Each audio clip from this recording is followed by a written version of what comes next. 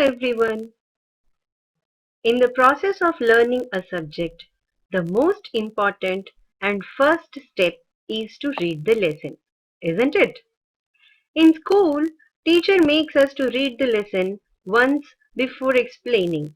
But at home, for the students who find it difficult to read the lesson and for the differently abled, we are introducing audio textbooks.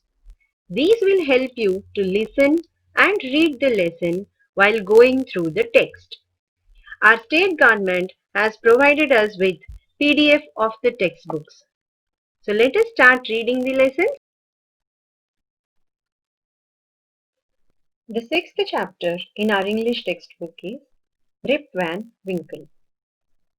Let us start reading the lesson. Many years ago, at the foothills of the Catskill Mountains was a small village. In the village lived a simple, good-natured fellow named Rip Van Winkle. He was a kind neighbor, ready to help anyone. Everyone in the village liked him. The children of the village shouted with joy whenever they saw him because he played with them. He taught them to fly kites and shoot marbles and told them long stories. The only problem with Rip was that he was very lazy. He did no work on his own farm and just idled away his time. His fences were falling to pieces.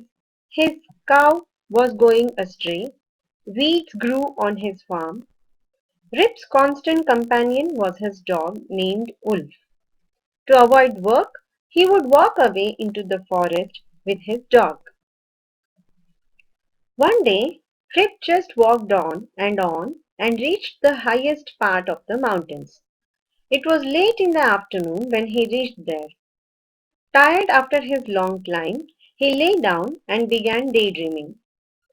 It was soon evening and he realized it would be night by the time he reached his village. Suddenly, he heard a voice calling out, Rip Van Winkle, Rip Van Winkle. He looked around and saw a short old man with thick hair and a grizzled beard walking towards him with a barrel. He made signs to help him carry the barrel. Rip hurried to help the stranger who caught his hand tightly. Together they reached a place where there were some more odd-looking short men playing ninepins. They were all dressed the same way and all of them had beards of various shapes and colors. Even though they were playing a game, their faces were serious and there was silence. The only sound was the noise of the balls which echoed in the mountains like thunder. As Rip and his companion reached them, they stopped playing and stared at Rip with a fixed gaze. Rip was really frightened. His companion emptied the contents of the barrel into glasses and made Rip drink it. Rip obeyed as he was trembling with fear. Since he was thirsty, he drank a few more glasses and slowly fell into a deep sleep. On waking up, he found that he was at the place where he had first met the old man. He rubbed his eyes. It was a bright sunny morning. Surely I have not slept here all night, thought Rip. He looked around for Wolf, but he was nowhere. Rip whistled for him. Wolf, Wolf, he then shouted. No dog was to be seen. Where has this dog gone? He muttered to himself. He began to descend the mountain to go back to his village.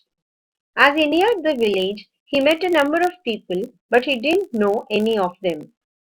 The villagers also stared at him equally surprised. Who is this man? Said one. I have never seen him before, said another. Look at his long white beard and his wrinkled face. On hearing this, Rip stroked his chin and, to his astonishment, he found his beard had grown a foot long and it was all white.